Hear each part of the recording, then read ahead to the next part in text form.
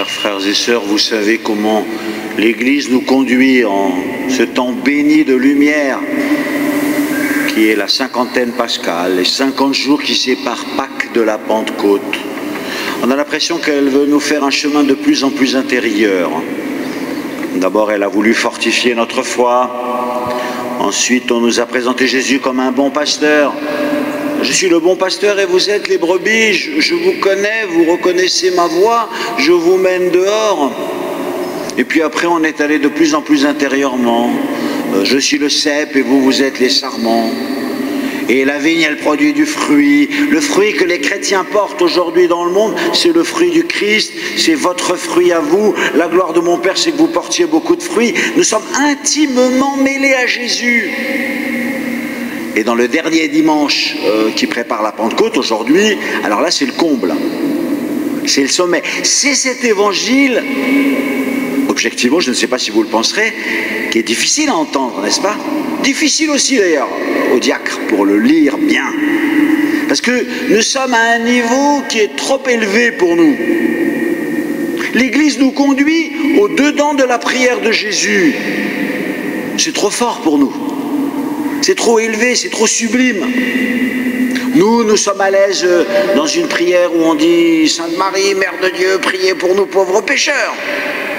Nous sommes à l'aise dans le Notre Père où on explique qu'il faut résister à la tentation, qu'il faut pardonner les offenses, ce qui est très difficile, qu'il faut partager son pain. Ça, ce sont des bonnes prières pour nous qu'on nous a données, que Jésus nous a données. Tenez, par exemple, il y a une phrase du Notre Père à laquelle vous ne pensez jamais quand vous le dites. Vous savez laquelle c'est? C'est la première, que ton nom soit sanctifié. Ah, bah évidemment. C'est les anges qui sanctifient le nom de Dieu et nous ne sommes pas des anges.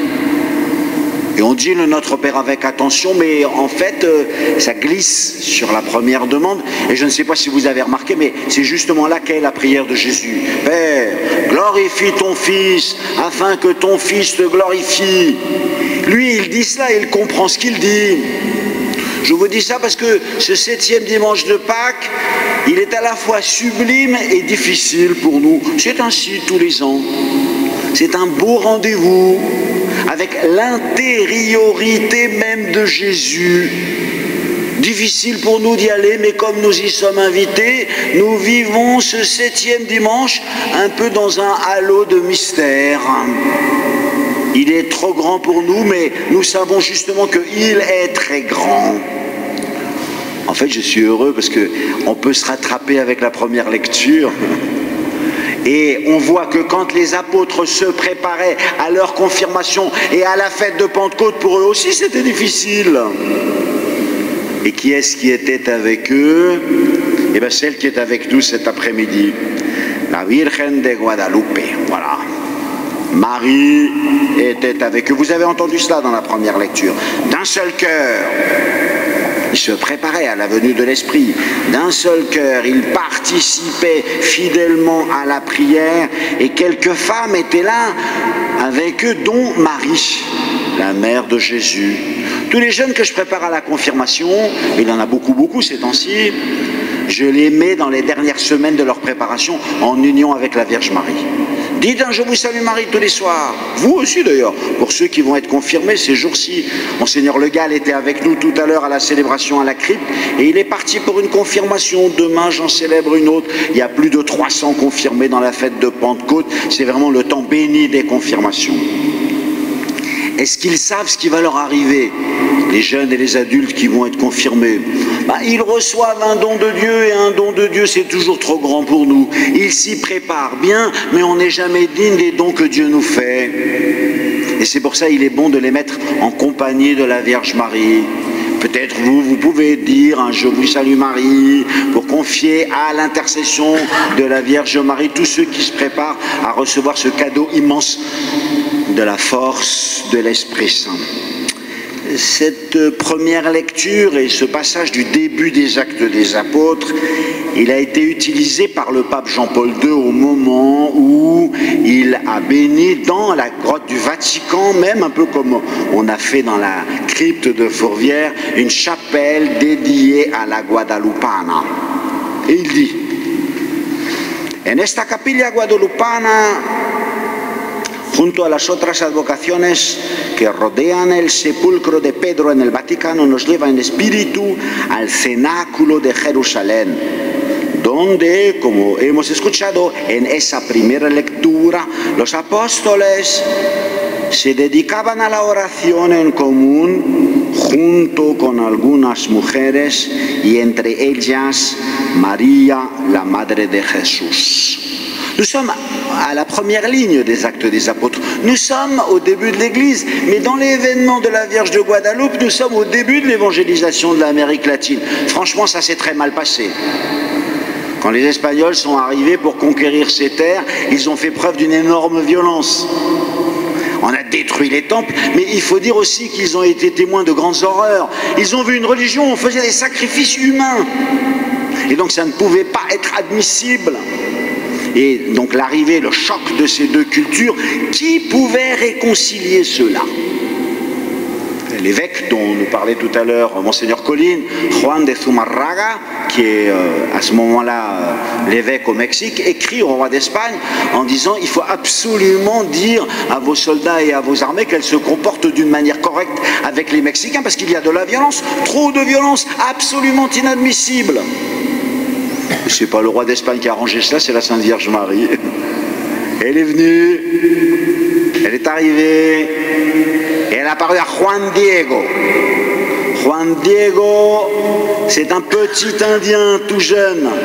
Et c'est par un Indien que cette évangélisation finalement a été faite. Mais quelle merveille extraordinaire. Le pape Jean-Paul II, très admiratif de cet événement, les débuts de l'Église, les débuts des actes des apôtres en Amérique latine, il dit « C'est le plus bel exemple d'évangélisation inculturée que je connaisse ». Il y avait deux peuples qui s'affrontaient, peut-être l'un gravement blessé et l'autre violent et avait des excuses pour sa violence car il assistait à un scandale. Et qui allait faire cette œuvre de réconciliation entre eux? Et c'est le cadeau que la Vierge Marie a fait.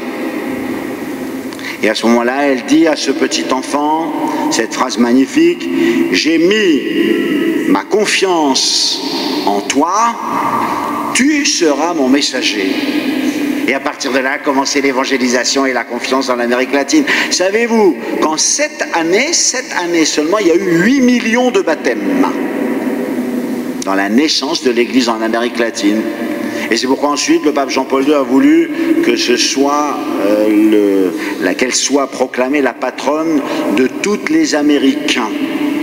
Dans mes études au séminaire, je suis tombé un jour sur une phrase assez extraordinaire qui m'a fait rêver même, que je trouve comme un très beau résumé de la théologie sur la Vierge Marie.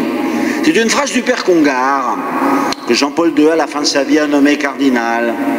Et il dit ceci, il dit « Marie, c'est Dieu au ventre de l'histoire ». Quelle phrase étrange. Et pourtant, je trouve que c'est vrai. Et j'en ai une extraordinaire démonstration ou illumination dans l'événement de la Vierge de Guadeloupe. Elle est là, comme une femme qui attend son bébé. Il est là présent. Et à ce moment-là, le peuple mexicain et le peuple des Indiens s'aperçoivent que la vie humaine est extraordinairement précieuse et que rien, jamais rien ne peut justifier un sacrifice humain. Et qu'en plus, ils n'avaient pas idée d'un Dieu qui pouvait être proche et aussi proche. Et qu'il était là. Il était là dans le ventre d'une maman, comme chacun d'entre nous, nous avons été dans le ventre de la nôtre. Et un Dieu qui se fait aussi proche de nous-mêmes, de notre chair et de notre propre histoire. Dieu au ventre de l'histoire, c'est un cadeau qui était inimaginable. Et c'est pour ça qu'ils ont été nombreux et si nombreux à demander le baptême. Et on peut dire que dans les siècles qui ont suivi, les Mexicains nous ont donné des exemples extraordinaires de foi, dans des moments d'expansion de la foi, ou bien dans les terribles années de la Cristiada, un exemple de martyr et de courage face à une persécution inimaginable, et où ils ont été des témoins pleins de droiture et de simplicité de la foi en Jésus-Christ.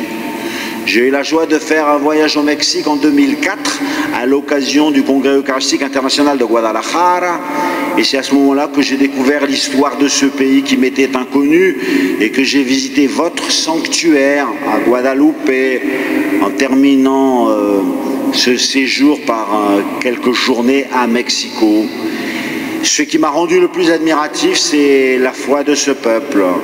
On dit qu'après le Brésil, où s'est rendu le pape François l'été dernier, tous les jeunes, c'est le pays où il y a le plus grand nombre de catholiques dans le monde entier. Nous sommes heureux maintenant de ce lien qui est fait entre le Mexique et notre ville de Lyon, entre le sanctuaire de Guadalupe et celui de Fourvière. Frères et sœurs, il nous reste quelques jours pour nous préparer à la fête de la Pentecôte.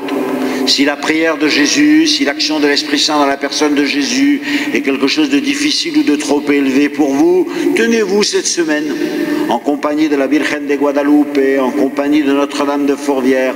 Priez-la simplement, je vous le demande, pour tous ceux qui vont être confirmés, afin qu'à leur tour, comme au début des Actes des Apôtres, nous sommes toujours au début de l'Église, nous sommes toujours en train d'écrire les Actes des Apôtres. Ceux qui reçoivent ce sacrement dans l'année 2014 soient à leur tour des vrais témoins de Jésus.